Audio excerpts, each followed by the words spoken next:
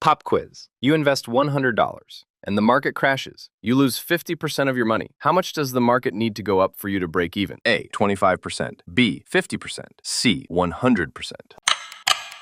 Your brain immediately screams 50%, right? If you lose half, you just need to gain half back. But if you answered B, you are broke. The answer is C. If you have $50, a 50% gain only gets you to 75. You need a full 100% return just to get back to where you started. Your brain is bad at financial math. Here's how to actually protect your money. Welcome to The Intelligent Investor. 1. The market is a mood swing, not a genius. I know a guy who checks the market like it's a heart monitor. Green day, he's a genius. Red day, he questions his entire existence. Same portfolio, different emotions. That's the problem. The market isn't a wise teacher. It's a moody character. One day it's optimistic, the next day it's dramatic. Prices go up and down based on sentiment, not always logic. And if you treat every movement like truth, you'll lose your mind. The mistake is thinking the market knows something you don't. Sometimes it does. Most of the time, it's just reacting. Your job isn't to follow its mood. Your job is to stay rational when it isn't. If you react to every move, you become the problem. The market is emotional. You don't have to be. 2. Investing is not speculating. Walk into any group chat during a market rally, and suddenly everyone becomes a financial expert. This one is going to the moon. Trust me. Easy money. No analysis, just confidence and excitement. That's not investing. That's speculation with good marketing. Real investing is slower and far less exciting. It's based on value, not hype. You're not buying because the price is going up. You're buying because something is worth more than what you're paying for it. That difference matters. Speculation chases momentum. Investing evaluates fundamentals. The problem is, in the moment, they feel identical. Both can make money quickly. Both come with stories that sound convincing. But one is built on discipline. The other depends on timing and luck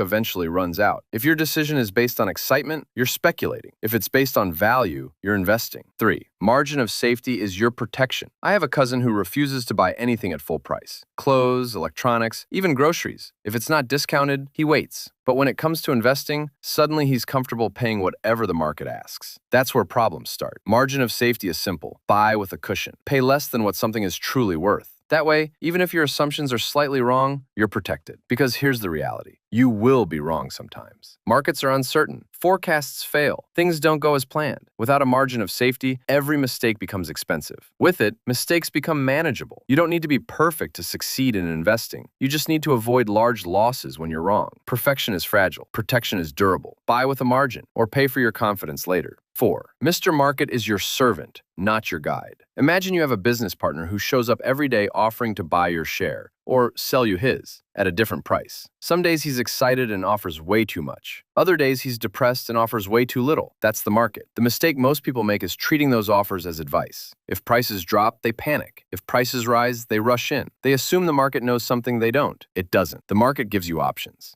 not instructions. You don't have to respond to every price. You don't have to act every day. You only act when the price makes sense to you, not when the mood of the market tells you to. You don't follow Mr. Market. You use him. Ignore the noise. Act on value. 5.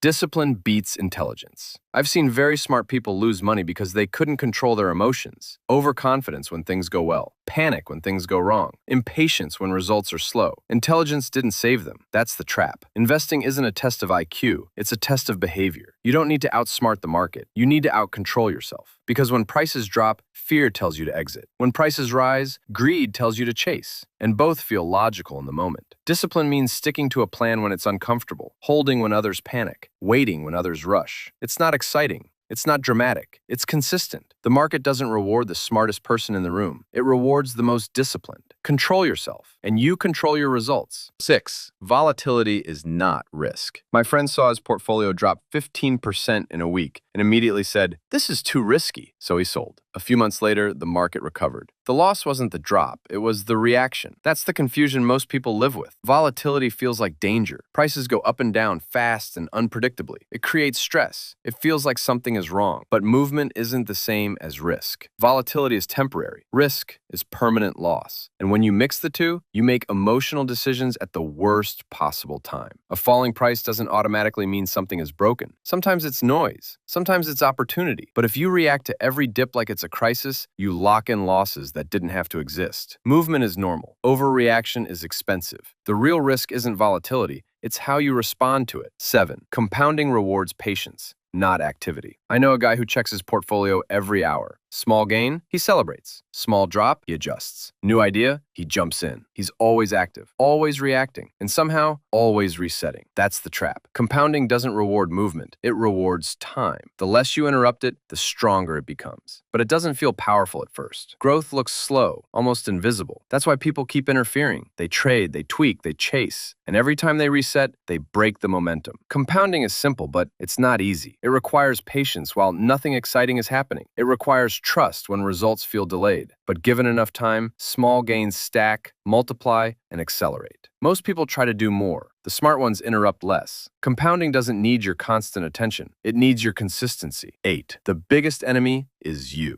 I know a guy who blames the market for every bad result. If prices drop, it's bad timing. If a stock fails, it's bad luck. But when you look closer, the pattern is clear. He buys when he's excited. He sells when he's afraid. That's the real problem. The market doesn't control your decisions. Your reactions do. Fear shows up when things fall. Greed shows up when things rise. Impatience shows up when nothing happens. And each one pushes you to act at the wrong time. Most losses don't come from bad opportunities. They come from emotional decisions. You don't need to predict the future perfectly. You don't need perfect timing. You just need to avoid self-sabotage. Control your behavior and you improve your outcomes. Lose control and nothing else matters. The biggest risk isn't the market, it's you. If this made you rethink who's really in control of your investments, you or your emotions, follow for the next one.